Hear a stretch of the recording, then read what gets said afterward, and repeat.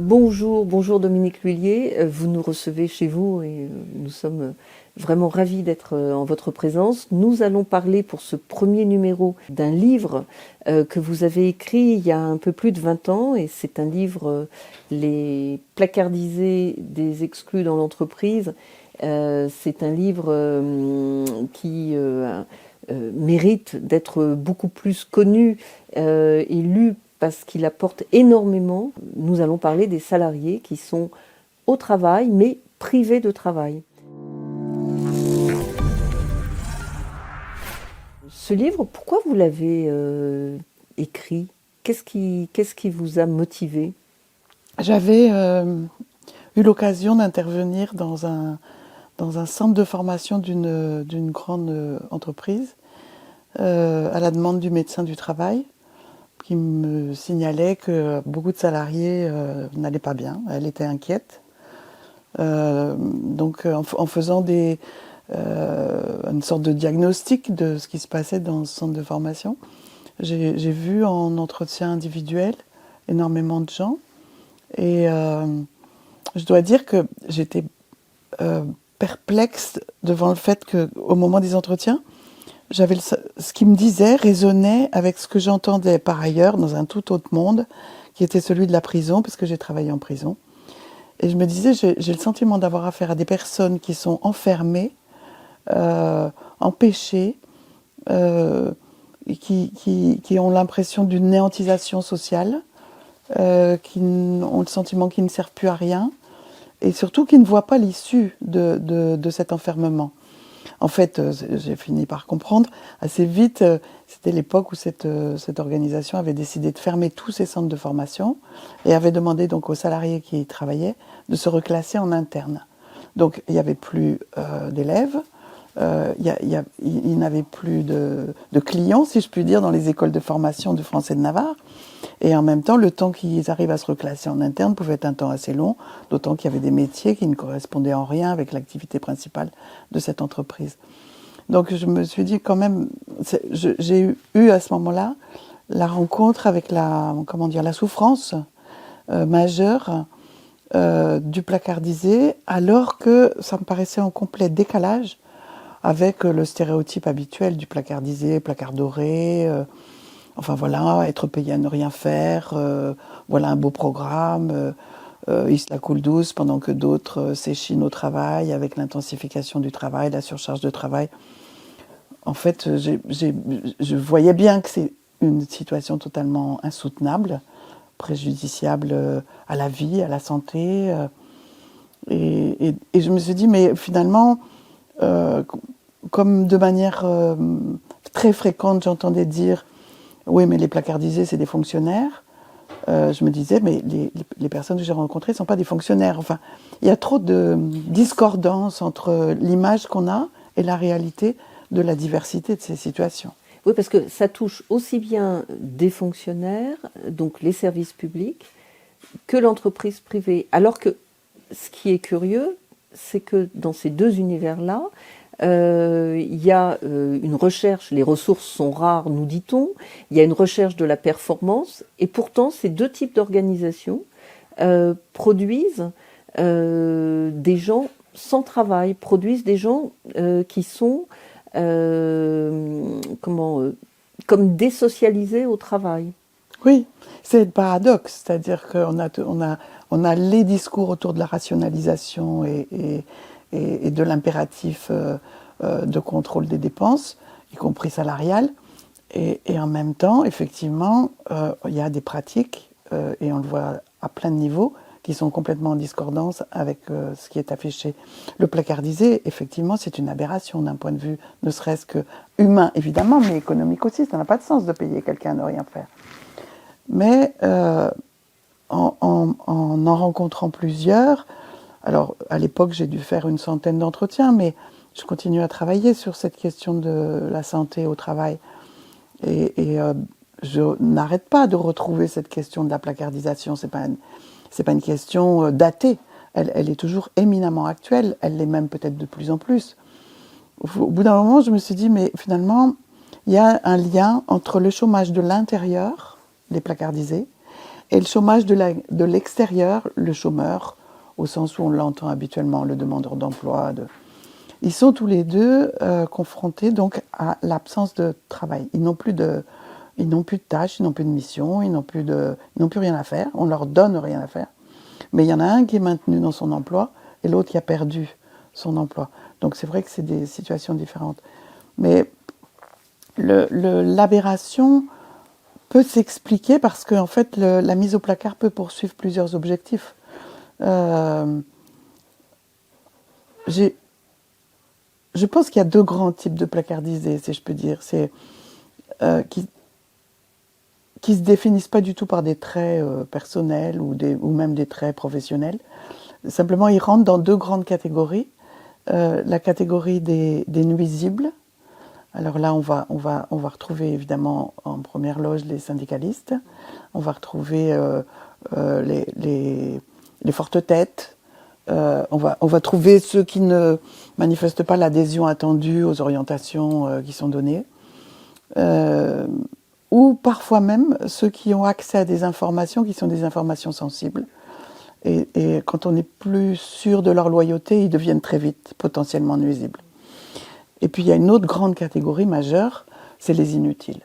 Alors les inutiles, ça peut être ceux qui ont des problèmes de santé notamment. Tous ceux, les personnes qui reviennent d'un cancer, on se dit mais elle n'aura pas la fiabilité qu'elle avait avant, donc on ne peut pas lui confier les dossiers qu'on lui confiait avant. Progressivement, on voit la petite musique s'éteindre, la personne n'est plus convoquée en réunion, elle n'est plus au courant des nouvelles orientations, elle est progressivement mise un peu sur la touche. On va retrouver aussi les seniors dans la même lignée, quoi. Has-been, pas suffisamment adaptable, pas suffisamment réactif, n'ont pas développé les nouvelles compétences attendues. Investissement dans des coûts de formation alors qu'ils sont bientôt en retraite, non, on n'investit plus sur les seniors. Donc peut-être pareil, la petite musique s'éteint progressivement. Je dis la petite musique s'éteint progressivement parce que j'ai encore jamais rencontré de personnes qui m'ont dit je suis placardisée et j'ai été reçue par mon chef ou la DRH pour me dire monsieur ou madame, à partir d'aujourd'hui vous êtes au placard. Il n'y a pas de mots sur l'entrée au placard. Ça n'existe pas. Et j'ai essayé plusieurs fois d'aller voir des DRH, d'aller voir des chefs d'entreprise, d'aller au ministère du Travail. Est-ce que vous avez des données sur le nombre de placardisés, comme on peut avoir des données sur les chômeurs?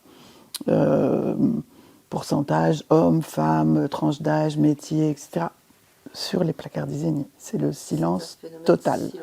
Silence total. Alors, il y a, dans ce qu'on peut trouver sur Internet, il y a, je crois que c'est le juriste Franck Morel qui fait une intervention, et donc dans le cadre de l'Institut Montaigne. Et lui, donc c'est un phénomène qui est reconnu, y compris par exemple l'Institut Montaigne.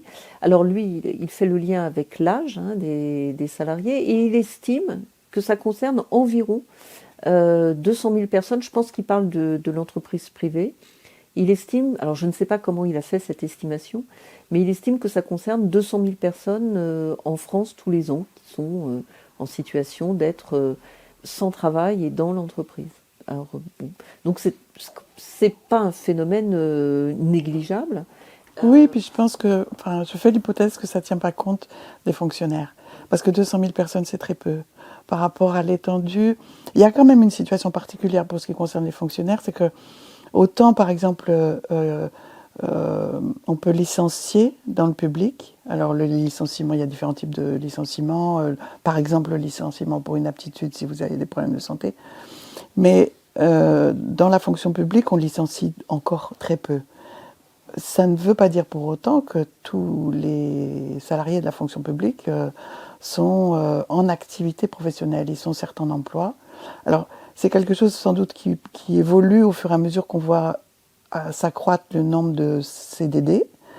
C'est une manière, effectivement, le développement de la précarité de l'emploi va permettre, si je puis dire, de résoudre par la porte de la sortie la mise au placard.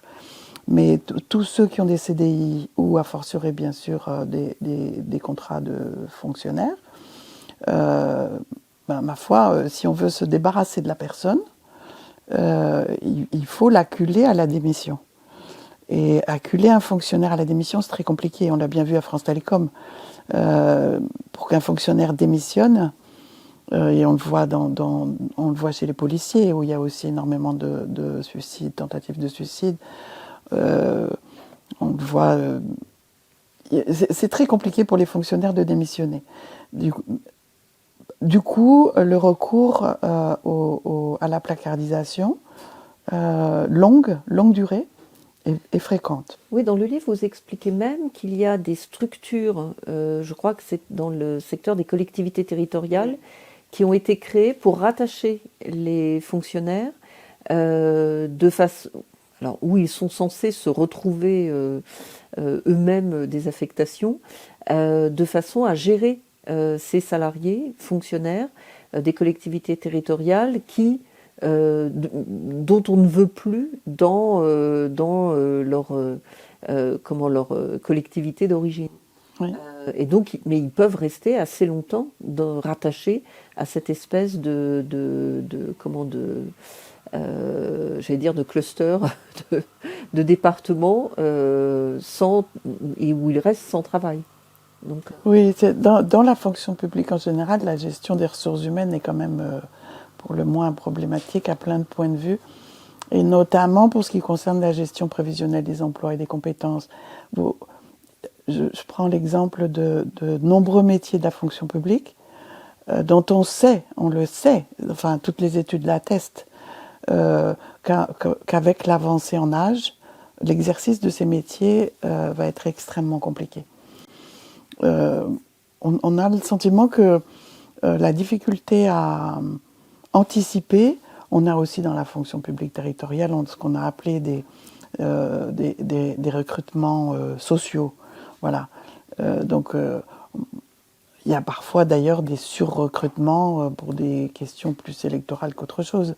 Donc on ne recrute pas nécessairement des personnes qui ont déjà les compétences nécessaires pour le poste. Tout ça va fabriquer quand même des situations qui, à terme,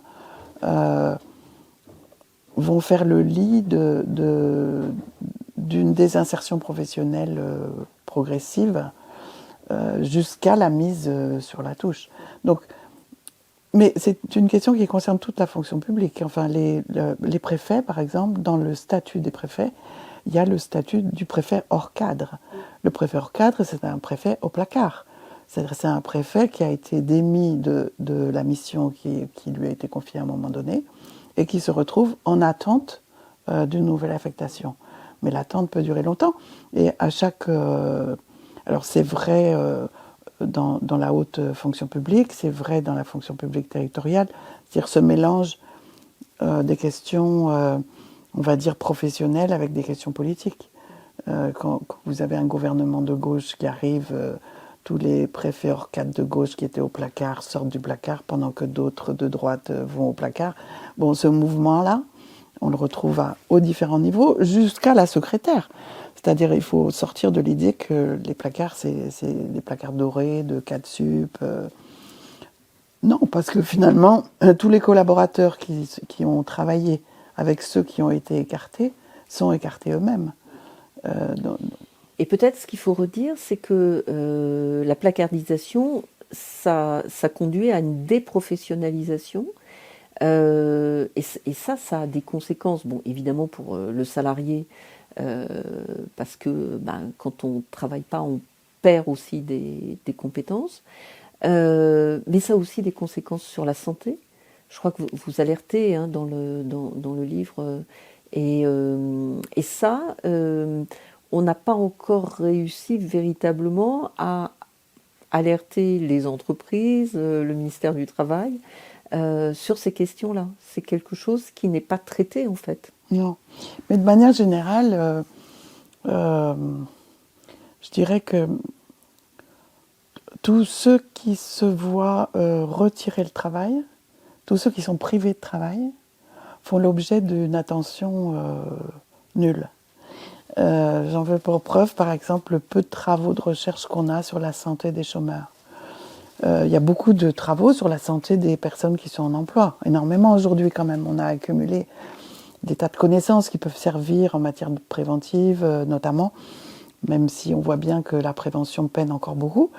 Mais alors, dès qu'on sort la porte du monde du travail, qu'on est donc chômeur, ou qu'on est dans les coulisses du monde du travail, c'est-à-dire au placard, on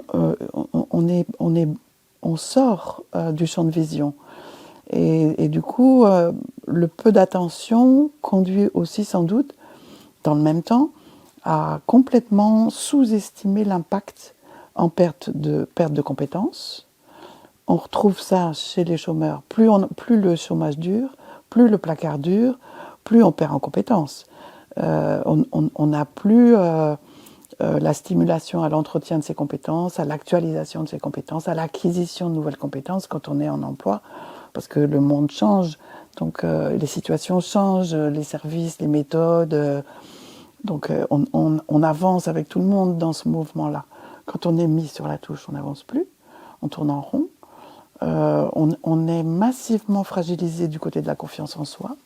On a le sentiment qu'on ne vaut plus grand-chose. Socialement parlant, il n'y a plus de reconnaissance. Il n'y a plus beaucoup de liens aux autres. On ne sait plus soi-même ce qu'on est capable de faire, puisque pour savoir ce qu'on est capable de faire, il faut expérimenter ça dans le faire. Or, la possibilité de faire est absente. Et puis, il y a un facteur qui joue terriblement, et qui est le piège majeur je dirais des placardisés, des chômeurs, c'est la honte. Et donc la honte qui conduit au silence et au repli. Enfin, si on avait...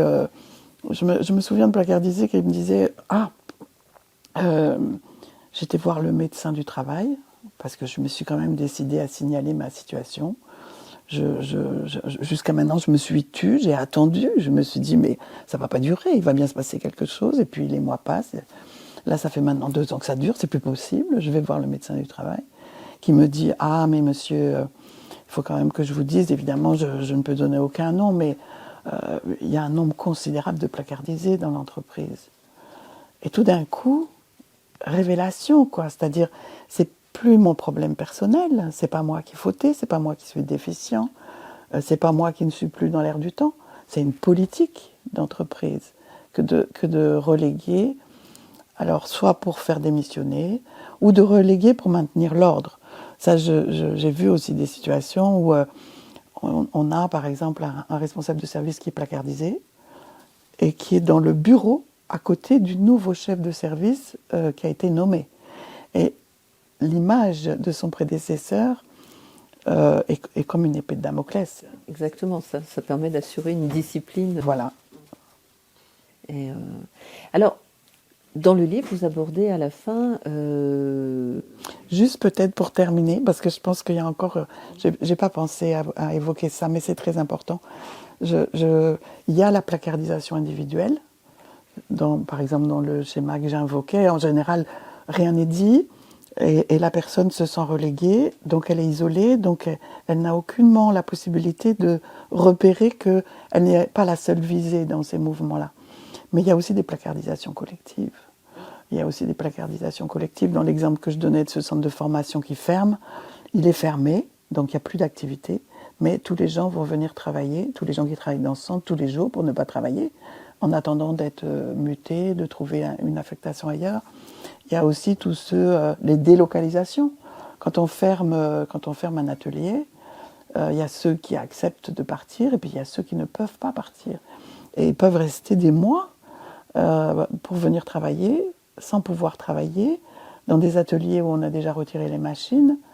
Enfin, vous voyez... Oui, c'est tous les phénomènes de défaisance d'entreprise, c'est quand l'entreprise va être défaite, va être alors soit délocalisée, soit fermée, et il y a toujours des périodes avant les grandes annonces où effectivement on essaye, enfin les directions d'entreprise, essayent de faire partir le maximum de personnes. Moi j'ai repéré aussi, des entreprises où pour satisfaire les actionnaires, le fait de faire baisser la masse salariale et donc de faire partir les salariés les plus anciens qui coûtent plus cher parce qu'ils ont accumulé généralement des primes d'ancienneté ou des bons salaires, l'entreprise va décider de les placardiser pour les faire partir à moindre coût, parce qu'effectivement, au bout d'un moment, il faut que la torture, la désocialisation s'arrête, alors les salariés acceptent de partir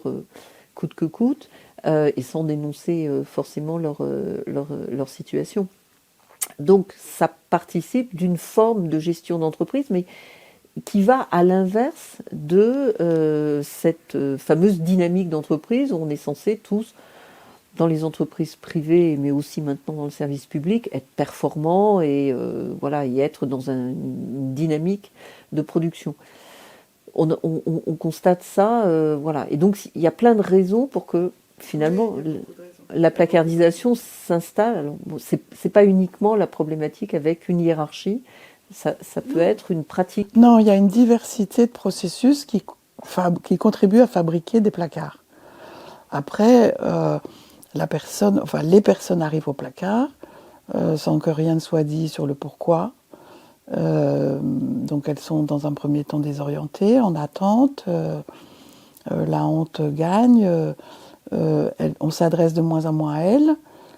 Les gens se rendent bien compte, les collègues, que quelqu'un a été mis sur le côté. En fait, dans l'entreprise ou dans le monde du travail, d'une manière générale, c'est l'activité qui nous met en lien avec les autres.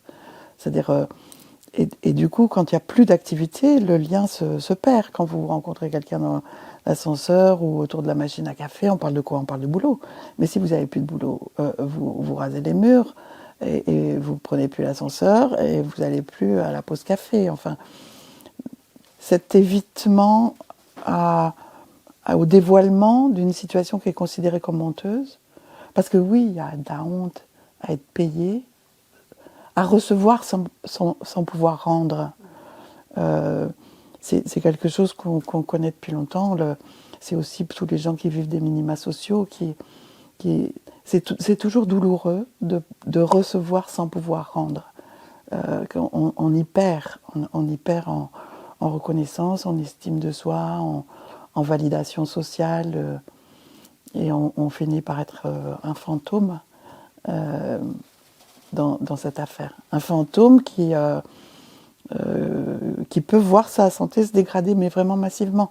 Quand je dis c'est pas simplement de la dépression, c'est parfois des maladies psychosomatiques qui se déclenchent, des maladies auto-immunes. J'ai vu des cancers se déclarer, des problèmes psychosomatiques divers et multiples, des personnes qui se couvrent de maladies de peau. Et une dame, je me souviens, qui me disait, je travaille dans une agence de pub, c'est un milieu qui est très marqué par le jeunisme, et il y a eu un plan social, ils se sont débarrassés des plus âgés, mais moi j'étais pas encore à l'âge où je pouvais être intégrée, j'étais au bord, donc je suis restée et progressivement je me suis rendu compte que j'ai développé des maladies de vieille. Donc elle s'est mise à avoir de l'arthrose partout, des douleurs, jusqu'au moment où elle a fini par être licenciée. Et elle a guéri de toutes ces maladies de vieille. Alors nous, on s'est intéressé avec la revue pratique de droit social.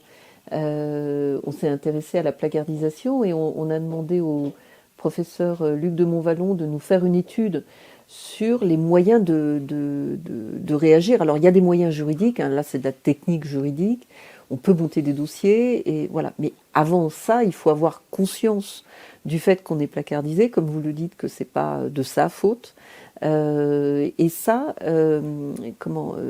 c'est le pas le plus difficile en fait. Oui. Donc, c'est le pas le plus difficile parce que comme cette affectation entre guillemets au placard est silencieuse, il n'y a rien d'officiel, il n'y a rien de formalisé. Parfois même, on vous donne des occupations. Les placardisés insistent toujours sur la grande différence qu'il y a pour eux entre le travail, un vrai travail, et des occupations. Les occupations, ça sert au faire semblant. Et j'ai rencontré d'ailleurs des gens qui m'ont dit « Mais je ne comprends pas pourquoi vous prenez contact avec moi je ne suis pas placardisée, je suis chargée de mission. Mais moi, on m'avait dit, peut-être tu peux appeler ce monsieur parce que, en fait, il est chargé de mission, mais il n'a pas de mission. Bon, mais lui, évidemment, n'a pas nécessairement envie qu'on vienne parler du vide de sa mission. Donc, je crois que c'est le plus difficile. Le temps de la prise de conscience d'une situation énigmatique qui nécessiterait normalement qu'on aille demander des comptes. Et en même temps, l'idée que peut-être on est responsable de cette disgrâce. Et si on est responsable, sortir du bois, c'est s'exposer peut-être à s'entendre dire des choses soit désagréables, soit franchement encore plus dramatiques. C'est-à-dire que c'est pas que vous êtes temporairement au placard, c'est qu'on vous remercie, monsieur. Au revoir, monsieur. Donc, on rase les murs en attendant peut-être que le soleil se lève. Il faut du temps. Et je pense qu'il faut sans doute une mobilisation collective aussi sur ces questions-là. Moi, je sais que quand j'ai commencé à travailler sur la placardisation, j'avais été voir les organisations syndicales en leur demandant est-ce que la placardisation, c'est l'objet d'action syndicale ? Pas vraiment. Néanmoins, c'est vrai que c'est à la CGT qu'à l'époque, on m'avait dit ah, mais tu pourras aller à la mairie d'Alès, par exemple. On a plein de collègues là qui se sont fait placardiser. Il y a un nouveau maire qui vient d'être élu, un maire de droite. C'était traditionnellement une mairie de gauche. Tous les collègues de la CGT sont au placard. Effectivement, j'en ai rencontré une dizaine là-bas. Mais est-ce que l'action, de la même manière, je trouve, de mon point de vue, que les organisations syndicales toutes sous-estiment la question du chômage, parce que il y a quand même un peu l'idée que les chômeurs, c'est, voilà, il y a les travailleurs et les chômeurs. Ben non, les chômeurs sont des travailleurs qui sont temporairement au chômage. Et comme on sait qu'avec le développement de la précarité de l'emploi, on a de plus en plus de temps de chômage dans les parcours professionnels, si les syndicats ne se saisissent pas de cette question, il y a des pans entiers de la vie professionnelle qui vont disparaître de la planète syndicale. Donc il y a vraiment à réintégrer ces périodes de dedans-dehors, y compris la placardisation, dans la vie du travailleur. Alors, il y a une autre difficulté, je trouve, à vaincre, par exemple à la CGT, parce que pour les délégués syndicaux, les élus, enfin nos élus et mandatés, donc toutes les personnes qui exercent des mandats, quand on exerce un mandat, on est censé, entre guillemets, se dévouer et s'occuper des autres. Et on est censé agir, alors je vais dire des grands mots, pour la cause, quoi. Il y a un côté, il y a un peu un côté sacrificiel, et le délégué syndical ou l'élu de CSE va avoir du mal, d'abord à utiliser les prérogatives de son mandat pour s'occuper de lui, parce que voilà, il doit s'occuper des autres. Donc il y a encore cette difficulté particulière à vaincre, sachant que les élus et les délégués syndicaux sont souvent l'objet de mesures de placardisation. Alors, les employeurs jouent un peu sur le fait qu'il a des heures de délégation ou elle a des heures de délégation, donc on ne peut pas le mettre sur le même poste, etc. etc. Donc, et surtout, délégitimer le militant en le déprofessionnalisant, en le coupant de la collectivité de travail et en disant, vous voyez, celui-là, il prend un mandat pour ne pas travailler, en fait. C'est quelque chose, ça c'est une pratique assez courante, mais on a du mal à le reconnaître nous-mêmes. Il y a toujours l'idée que dans cette affaire, on doit s'oublier, entre guillemets. C'est-à-dire, on ne peut pas apporter, et on voit les dégâts que ça fabrique, hein. C'est-à-dire que ça fabrique du burn-out, ça fabrique de l'usure, ça fabrique les processus que vous décrivez là. C'est-à-dire plus on va s'investir dans l'activité syndicale au détriment du maintien du lien avec les collègues qu'on voit de moins en moins, plus en fait on se vulnérabilise, parce qu'on peut très vite être taxé de profiteur, de parasite, d'apparatchik, enfin vous voyez, ça n'aide pas non plus à la reconnaissance de la légitimité de tous ceux qui s'engagent dans le combat syndical. Il faut pouvoir, comment dire, de la même manière quand on travaille sur la santé au travail, si le militant syndical n'est pas sensible à sa propre santé, il perd cette sensibilité pour se saisir de questions qui sont des questions communes. Il n'est pas en extraterritorialité. Il n'est pas fait d'une nature supérieure. C'est un humain comme les autres humains. Donc il a aussi une santé, il a aussi ses propres limites, il a aussi à veiller à la qualité du rapport avec les autres.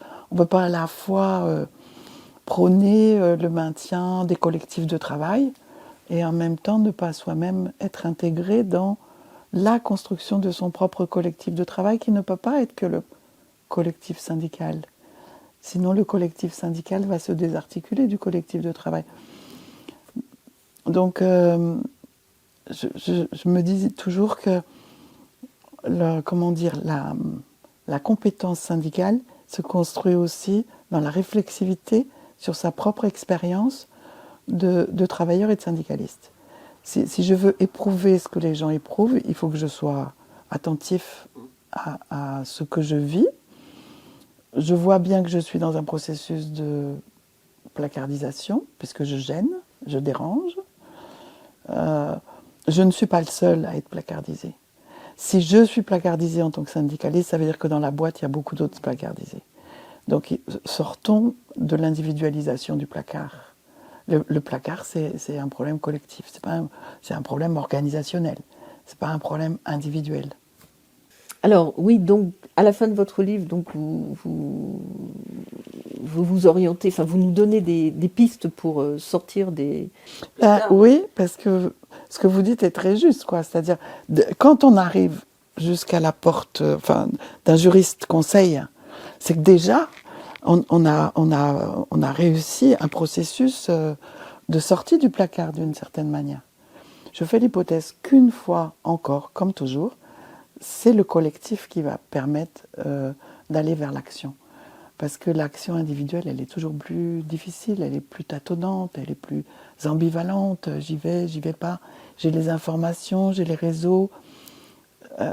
C'est en fait quand il y aura des démarches collectives visibles que ça déclenchera, je pense, des mouvements qui permettront de sortir de la honte et du repli. Dominique Lhuillier, je vous remercie, nous vous remercions infiniment de nous avoir accordé cet entretien et j'espère que ça aura des suites et qu'on aura l'occasion de se revoir et de se revoir à la CGT pour parler des placardisés encore une fois. Merci à vous.